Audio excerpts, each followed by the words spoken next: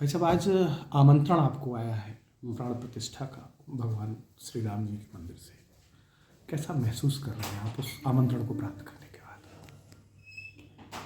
देखिए, गौरव की बात है और प्रभु राम की कृपा और मुझे उस ऐतिहासिक पल या जिसको कहा जाए कि आदि अनंत तक याद किए जाने वाले समय में मैं भी अयोध्या में रहूँगा, तो मैं ये मानता हूँ कि ये ईश्वर की कृपा होगी कि मुझे वहाँ पे आमंत्रित करा गया।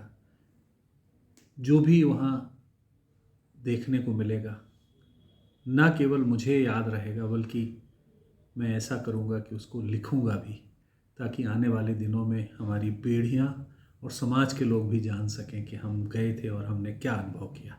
क्योंकि चीज़ें भूल जाती हैं, समय के साथ साथ चीज़ें धूमिल हो जाती हैं, लेकिन लिखित में कोई चीज़ें रहेंगी तो वो बहुत बड़ी एक विरासत होगी। और इस जिसको कहा जाए कि अद्भुत, अलौकिक, अस्मरणीय पल को मैं देखूंगा और लिखूंगा। और मुझे जिस दिन से पता चला, क्योंकि बराबर फ़ोन आ रहे हैं राम जन्मभूमि के तरफ से आमंत्रण के, तो मुझे बहुत प्रसन्नता है कि मुझे इस लायक समझा गया कि मैं वहाँ रहूं।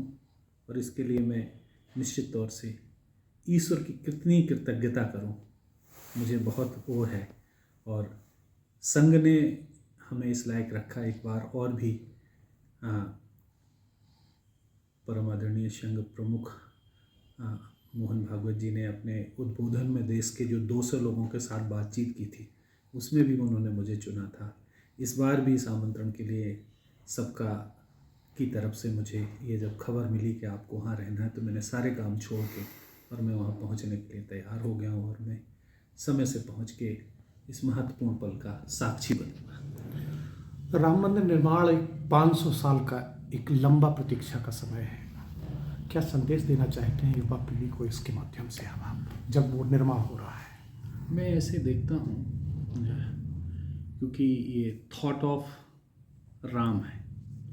राम एक सिर्फ मंदिर नहीं है, एक विचारधारा है। और भगवान राम के चरित्र को आप जितना भी पढ़ेंगे, उतने ही आपको लगता है कि उनका जो कैरेक्टर है, वो धर्म में जितने भी हमारे ईश्वर ने अवतार लिए, उसमें सबसे एक अद्भुत अलौकिक है।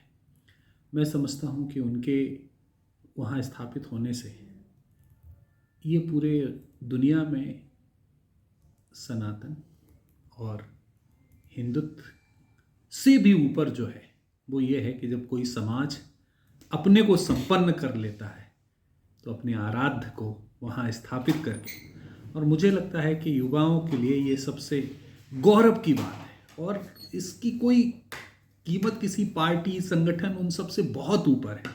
ये इस बात का प्रतीक है।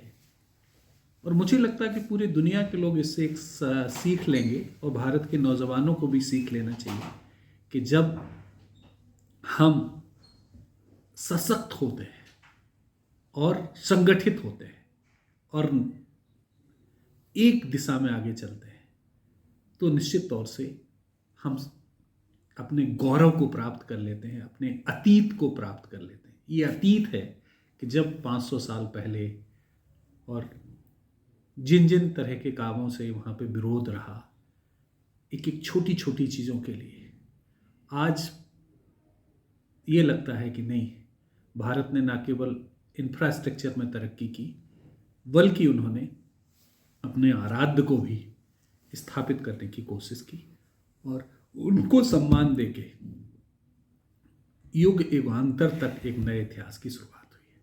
और इससे युवाओं को सीख लेना चाहिए कि हमें छोटे स्वार्थों से हटके एक बड़े स्वार्थ की तरफ जाना चाहिए। और लोग कहते हैं कि धर्म, फिर आस्था, उन धर्म और आस्था से ऊपर जो सबसे बड़ी है वो असीमिता है। ये असीमिता के क्रम में हमें जो लड़ाई थी और उसमें हमें जो विजय मिलेगी, प्रभु राम जब पधारेंगे, इससे बड़ा कोई और काम नहीं हो सकता।